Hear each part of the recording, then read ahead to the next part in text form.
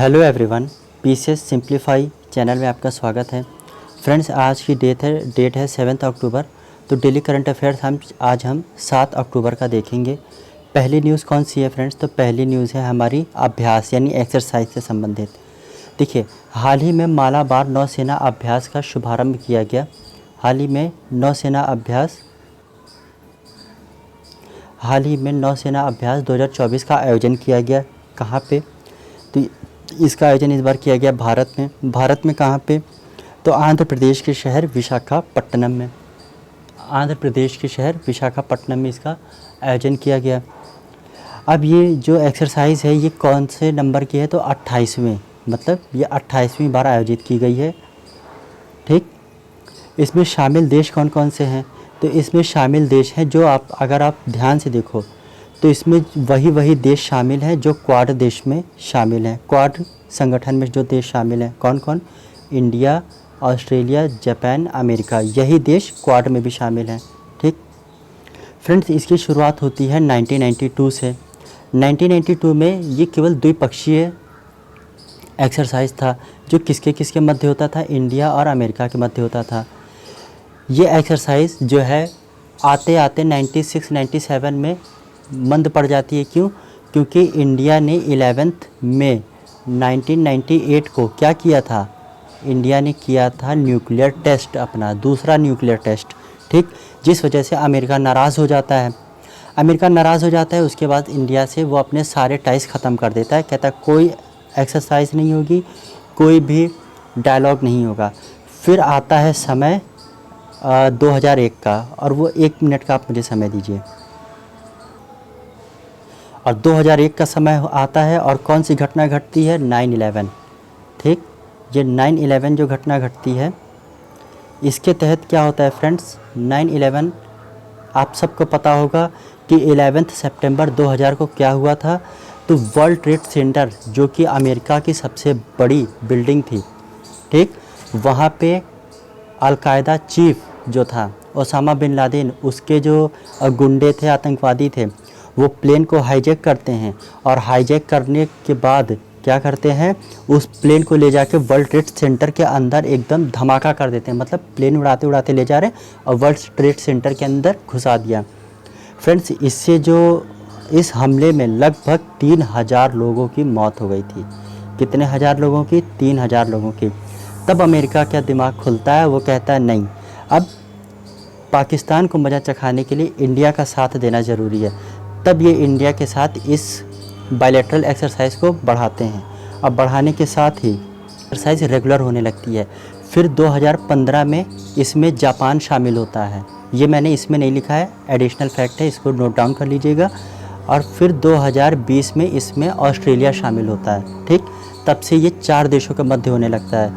और जो 27वां यानी जो वर्ष 2023 में एक्सरसाइज हुआ था, ये कहाँ पे हुआ था? तो ये हुआ था ऑस्ट्रेलिया के शहर सिडनी में। ठीक है, आई होप आपको समझ में आया होगा। आइए नेक्स्ट क्वेश्चन पे बढ़ते हैं। हाल ही में जल ही अमृत प्रोग्राम शुरू किया गया। कार्यक्रम शुरू किया गया। ये जो कार्यक्रम है ये किस मंत्रालय के अंडर में आती है? तो ये आती है आवास एवं शहरी कार्य मंत्रालय के अंतर्गत आती है। अब ये जो मिशन है फ्रेंड्स, जल ही अमृत प्रोग्राम का उद्देश्य क्या है? तो जितने भी संघ शासित प्रदेश हैं, संघ शासित प्रदेश वो होते हैं जहाँ पे डायरेक्ट सेंट्रल गवर्नमेंट का कंट्रोल होता है। तो उन प्रदेशों में जल को पुनः यूज़ कैसे किया जाए इसकी तकनीक सिखाई जाएगी। मतलब जैसे आपने कपड़े धुले पानी से, तो उसको फिर से हम कैसे यूज़ कर सकते हैं, इसकी तकनीक आपको बताई जाएगी। जैसे हमने कोई गाड़ी धुल ली अपनी, तो वो जो पानी उससे निकलेगा ना, तो इसका पुनः यूज़ कैसे किया जाए, ये सबकी स्किल और गुण सिखाए जाएंगे। अब ये जो स्कीम है, कार्यक्रम है जल ही अमृत कार्यक्रम, ये किस मिशन के अंडर है? तो ये है अमृत भारत मिशन के अंडर। अब ये अमृत भारत मिशन क्या है? तो फ्रेंड्स, जल संरक्षण से संबंधित ये मिशन है। ठीक, अमृत का फुल फॉर्म क्या होता है? Atal mission for rejuvenation, Atal mission for rejuvenation and urban transformation. ठीक, ये इसका फुल फॉर्म है। और ये जो अमृत मिशन कब आया था? तो अमृत मिशन आया था सन 2015 में। ठीक, 2015 में ये मिशन आया था। और इसी के अंतर्गत ये चलाई जा रही है कौन सा प्रोग्राम, तो जल ही अमृत प्रोग्राम इसी के अंतर्गत चलाया जा रहा है। आइए नेक्स्ट क्वेश्चन पे मूव करते हैं।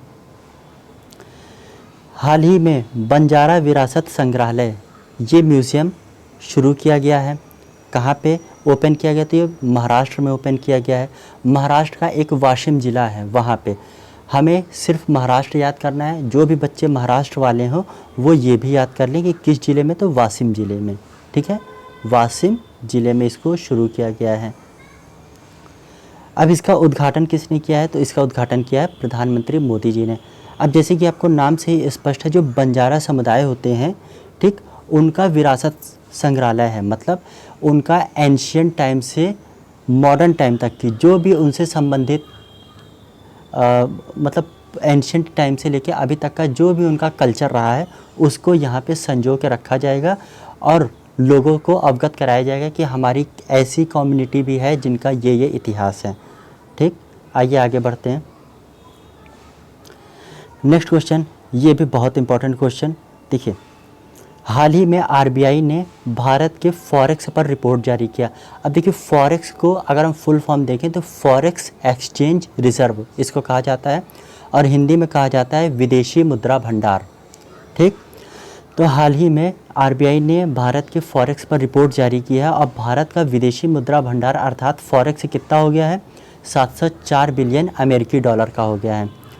अब यहाँ पे जानने वाली बात क्या है फ्रेंड्स, फॉरेक्स में शामिल क्या क्या होता है, तो फॉरेक्स में शामिल होता है आपका गोल्ड का रिज़र्व किया जाता है। फिर क्या शामिल किया जाता है, ऐसी विदेशी मुद्राएं जिनका आप यूज़ आयात निर्यात में कर सकते हो। मतलब जैसे हमें मान लीजिए कि कॉन्गो जो कि अफ्रीका का एक देश है, वहाँ से हमें चावल मंगाना है, तो हम उससे चावल तो ख़रीद लेंगे लेकिन हम उसकी पेमेंट किस में करेंगे, क्या रुपये में करेंगे? नहीं, रुपये इंटरनेशनल करेंसी नहीं है। आप किस में उसको पेमेंट कर सकते हो, या तो चाइना की जो करेंसी है युआन में कर सकते हो, या तो जापान की करेंसी येन में कर सकते हो, या तो जो अमेरिका की करेंसी है डॉलर उसमें कर सकते हैं। ठीक है, इन 3 करेंसी में हम पेमेंट कर सकते हैं और पेमेंट ले सकते हैं। ठीक, और जो गोल्ड होता है, गोल्ड रखा जाता है रिज़र्व के रूप में, इसका व्यापार नहीं किया जाता है। और ये जान लीजिए, ये बहुत इंपॉर्टेंट चीज़ है, एसडीआर, इसका फुल फॉर्म क्या होता है, special drawing right. Special drawing right इसका फुल फॉर्म होता है। ठीक, इसको फ्रेंड्स इससे कोई व्यापार नहीं होता है। इसको जारी कौन करता है, आईएमएफ जारी करता है, इंटरनेशनल मॉनेटरी फंड इसको जारी करता है। इसको विदेशी व्यापार में लेन देन के रूप में इसका यूज़ नहीं किया जाता है, लेकिन फॉरेक्स में इसकी वही वैल्यू है जो गोल्ड की होती है, जो युआन की होती है, जो येन या डॉलर की होती है, ये इसकी वैल्यू वही होती है, लेकिन इससे व्यापार नहीं हो सकता। दूसरी चीज़, भारत विश्व में विदेशी मुद्रा भंडार में कौन से रैंक पे है, तो वो 4थे स्थान पे आ गया है। पहले पे कौन है, तो पहले पे है चाइना। चाइना के पास लगभग 3000 बिलियन अमेरिकी डॉलर, मतलब 3000 बिलियन जो है, 3000 बिलियन का फॉरेक्स है। फॉरेक्स में क्या क्या आता है अभी मैंने आपको बता दिया। सेकंड नंबर पे कौन आता है, तो जापान आता है। ठीक, थर्ड नंबर पे स्विट्ज़रलैंड आता है और फोर्थ नंबर पे अपना देश भारत आता है। आई होप आपको ये भी समझ में आ गया होगा। नेक्स्ट क्वेश्चन पे बढ़ते हैं। ये क्वेश्चन आप बस याद कर एक बार पढ़ लेना, इतना इम्पॉर्टेंट नहीं है। हाल ही में एशियाई अवसंरचना निवेश बैंक के बोर्ड ऑफ गवर्नमेंट की गवर्नर की बैठक हुई। ठीक है, कहाँ पे हुई है, तो ये हुई है उज्बेकिस्तान की राजधानी समरकंद में। ये 1 लाइनर क्वेश्चन है, इसको बस ऐसे ही पढ़ लेना। अवसंरचना मतलब होता है इंफ्रास्ट्रक्चर, इंफ्रास्ट्रक्चर में निवेश के लिए बैठक हुई है। तो कहाँ पे हुई है, तो उज्बेकिस्तान की राजधानी समरकंद में हुई है। सबसे अंतिम क्वेश्चन पे आ जाइए फ्रेंड्स। देखिए, इसमें नोट डाउन नहीं हो पाया लेकिन मैं आपको बता दे रहा हूँ।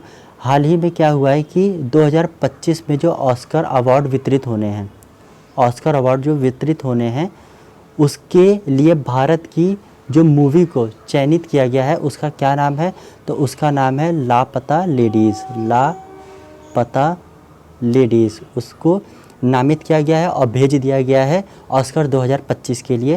तो ये क्वेश्चन भी काफ़ी इम्पॉर्टेंट है, आप इस पे फोकस बनाए रखना। लापता लेडीज़ पिक्चर को डायरेक्ट किसने किया है, तो इसकी डायरेक्टर हैं किरण राव जी।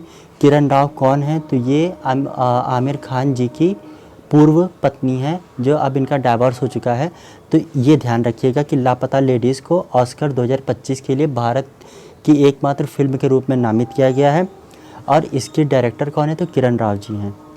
आई होप आपको पूरा सेशन समझ में आया होगा और अच्छा भी लगा होगा। लाइक शेयर सब्सक्राइब कर दीजिए, और जो आपके सुझाव हैं वो भी दे दिया कीजिए कि इसमें क्या इनोवेशन किया जा सकता है। धन्यवाद।